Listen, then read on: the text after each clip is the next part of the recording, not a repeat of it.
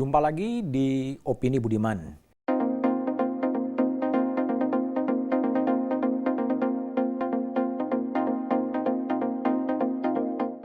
Jagat politik mulai ramai, tensi politik sedikit menghangat setelah Ketua Majelis Tinggi Partai Demokrat Susilo Bambang Yudhoyono berbicara di forum Rapat Pimpinan Nasional Partai Demokrat.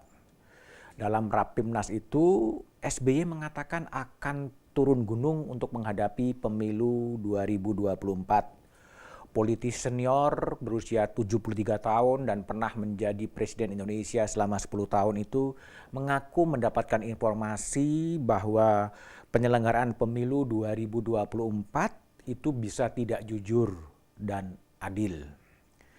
Pemilu 2024 baru akan digelar 14 Februari 2024. Tahapan awal pemilu baru saja dimulai dengan pendaftaran partai politik. Kemudian tentunya akan dilanjutkan dengan pengumuman daftar partai politik peserta pemilu, kemudian akan ada pemutakhiran data pemilih, dan kalau kita berbicara soal pemilu presiden, pendaftarannya masih agak jauh, Oktober 2023. Pernyataan SBY bahwa pemilu 2024 bakal tidak jujur dan tidak adil memang layak dijadikan peringatan bagi kita bersama.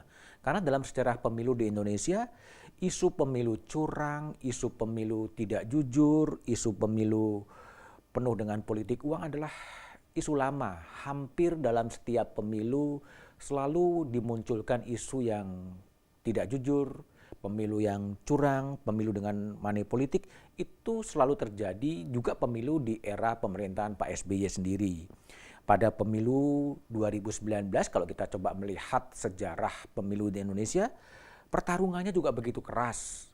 Pada waktu itu yang bertarung adalah Presiden Jokowi dengan Kiai Ma'ruf Amin sebagai calon wakil presiden, dan pada sisi yang kompetitornya adalah Pak Prabowo Subianto dengan Sandiaga Uno.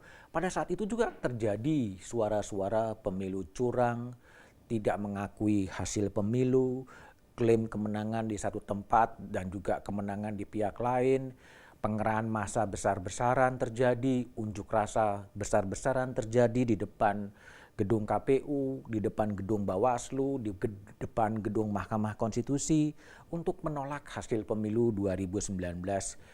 Namun akhirnya kita ketahui bersama, semua perjuangan mendemo, perjuangan menyangkal hasil pemilu kemudian berakhir dengan happy ending bagi elit. Ya, ternyata kemudian pesaing Presiden Jokowi, Pak Prabowo dan Sandiaga Uno, dua-duanya ditarik kemudian menjadi pembantu-pembantu presiden. Prabowo sebagai Menteri Pertahanan dan Sandiaga Uno sebagai Menteri Pariwisata dan Ekonomi Kreatif. Sehingga pelajaran itu juga mengatakan nggak usah terlalu memuja berlebihan, nggak usah juga kemudian terlalu membenci berlebihan untuk membela sosok-sosok siapapun yang akan diajukan sebagai capres. Ya biasa-biasa saja, kenyataannya kan juga seperti ini. Karena politik Indonesia, kalau saya boleh meminjam istilah dari Ketua KPU Hasyim Asyari, menyimpan kekenyalan demokrasi Indonesia. Demokrasi Indonesia itu kenyal, tidak bisa dibandingkan ini demokrasi barat, tapi Indonesia punya wujud demokrasinya sendiri. Boleh jadi inilah Indonesian Way.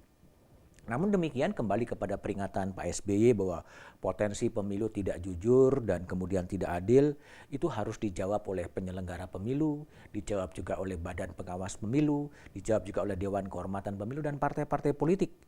Karena memang potensi-potensi kecurangan tetap terbuka. Sejumlah hal yang tetap selalu muncul dari pemilu ke pemilu adalah soal daftar pemilih tetap. Bagaimana hak publik, hak rakyat untuk memilih itu kemudian bisa dijamin dan dipastikan mereka bisa menjamin.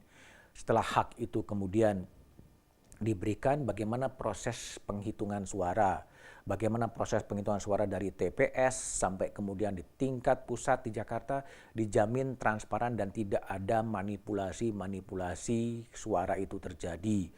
Dan kemudian juga ini harus melibatkan publik, harus melibatkan bawah, semuanya kemudian bekerja. Isu lain adalah penggunaan alat-alat negara, pemerintah untuk memengaruhi suara, politik, uang, dan lain sebagainya adalah potensi-potensi kecurangan yang memang harus selalu diantisipasi. Pada bagian pidatonya, SBY mengatakan mendapat info bahwa dalam pemilu 2024 akan diatur hanya ada 2 pasangan calon presiden dan calon wakil presiden. Konon akan diatur dalam pemilihan presiden nanti yang hanya diinginkan oleh mereka, 2 pasangan capres dan cawapres saja yang dikehendaki oleh mereka. Jahat bukan? Kata SBY pada waktu itu. Tidak jelas sebetulnya siapa yang dimaksud mereka oleh Pak SBY. Mereka adalah jamak, artinya semua pihak itu bisa terkena pesan dari Pak SBY. Tetapi berapa calon yang harus bisa diajukan? Memang ada undang-undang pemilu yang mengaturnya. Ada ambang batas pencalonan presiden yang mengatur adalah 20% dan 25% suara nasional. Undang-undang ini memang bermasalah karena berulang kali diuji materi ke Mahkamah Konstitusi karena dianggap bertentangan dengan konstitusi, tapi Mahkamah Konstitusi menganggap undang-undang ini tetap benar, tetap konstitusional. Itu adalah fakta yang ada. Dengan aturan yang seperti itu, secara teoretik memang hanya PDI Perjuangan yang bisa mengajukan calon presiden dan calon wakil presidennya sendiri karena PDIP yang telah melewati ambang batas pencalonan presiden. Partai-partai politik lain termasuk Partai Demokrat harus bekerja sama dengan partai politik lain. Nah, inilah juga menentukan bagaimana kemampuan pemimpin, kemampuan ketua umum partai politik untuk berunding, untuk mencari mitra-mitra koalisi. Ada soal kesamaan politik, ada kesamaan chemistry, ada kesamaan ideologi, ada kesamaan platform, dan kemampuan untuk bernegosiasi dan kemampuan untuk berkomunikasi. Itu akan menjadi kunci apakah kemudian partai-partai politik ini bisa kemudian bergabung untuk mencalonkan siapa capres yang akan datang. Sejauh yang terpantau dalam pemberitaan, koalisi yang relatif bakal jadi adalah kerjasama politik antara Gerindra dan Partai Kebangkitan Bangsa. Jadi secara teoretik bisa saja kemudian menjadi 4 calon, bisa saja kemudian menjadi 3 calon, bisa saja kemudian menjadi 2 calon. Nah, kalau itu kemudian yang terjadi tentunya banyak faktor yang akan dipertimbangkan oleh pimpinan-pimpinan partai politik, termasuk soal elektoral dan kotel efek yang akan ikut menentukan. Jika kemudian hanya ada 2 calon yang kemudian maju, memang itu akan membatasi pilihan rakyat. Tapi itu tidak bisa dikatakan itu curang, karena itu adalah bagaimana proses komunikasi, bagaimana proses negosiasi politik di antara pimpinan-pimpinan partai politik. Tidak bisa dikatakan itu curang, tidak bisa dikatakan itu tidak jujur dan tidak adil. Lain halnya kalau kemudian ada tangan-tangan kekuasaan yang kemudian mengintervensi dan menjegal capres-capres potensial. Itu bisa saja terjadi. Nah, jika itu yang kemudian terjadi, tentunya ini juga harus kemudian direspon secara konstitusional.